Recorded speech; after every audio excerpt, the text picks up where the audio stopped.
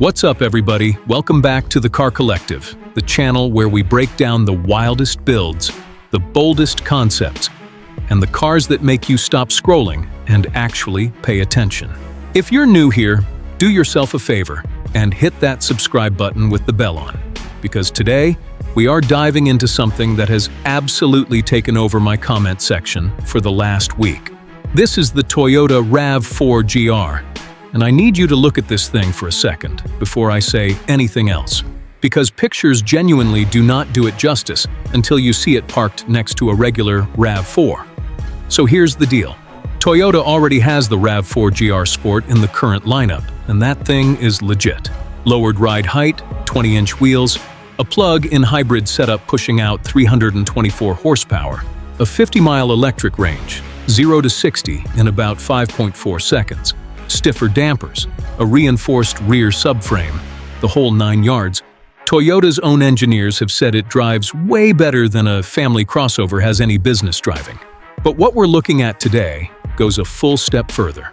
This is the vision of a true, standalone RAV4 GR, the Halo version.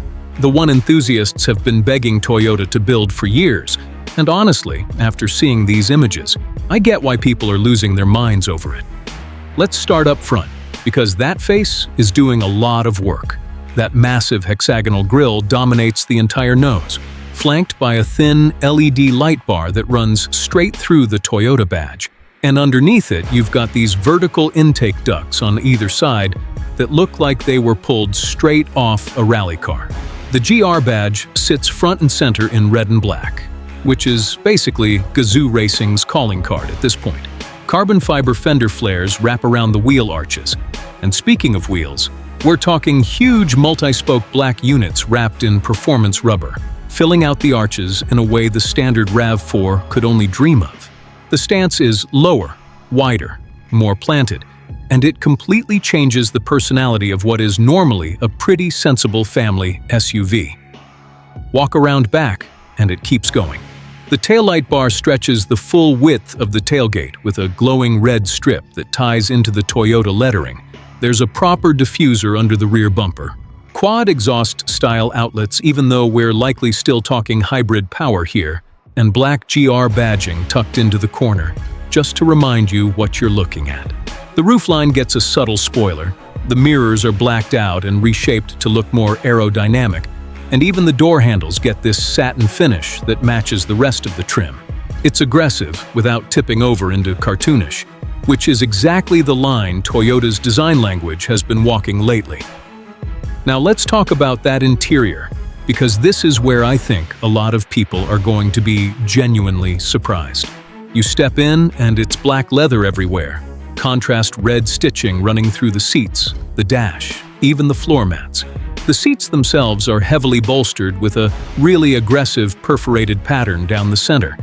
And there's GR badging embroidered right into the headrests and stamped into the center armrest.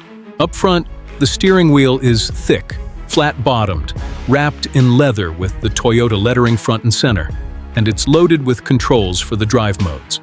The dashboard has this glowing red light strip that runs the entire width of the cabin, right above a massive widescreen infotainment display, paired with a fully digital gauge cluster showing GR-specific graphics when you're in sport mode. The center console keeps the shifter housed in real carbon fiber trim. There's a wireless charger, and even the door sills get illuminated GR script that lights up when you climb in at night. Backseat passengers aren't getting shortchanged either. Same black leather, same red stitching, same GR badging on the headrests, plenty of legroom, a fold-down armrest with cup holders, rear air vents, and a panoramic view out thanks to that wraparound glass. This is clearly still meant to function as a real family SUV. It just happens to look like it's ready to attack a canyon road on the way to soccer practice. Now here's the part I know you're all here for, what's actually under the hood. Toyota hasn't officially greenlit a full production GR RAV4 yet, but the RAV4's chief engineer has gone on record saying it's not off the table. It really just comes down to demand. And if that happens, the smart money is on something built around a turbocharged 4-cylinder. Possibly a 2.4-liter setup similar to what Toyota already uses in other GR applications, tuned to punch well past what the current GR Sport Hybrid puts down. Picture something in the 350 to 400 horsepower range. All-wheel drive as standard, a proper limited slip differential, and suspension tuning borrowed from the GR Corolla playbook. Given how good the current GR Sport already feels on a back road with a hybrid powertrain, a dedicated performance variant with a stiffer chassis and more power could genuinely compete with hot hatches and performance crossovers twice its price. And that's really the story here. The RAV4 has always been America's best-selling SUV. It's practical, it's efficient, it's everywhere.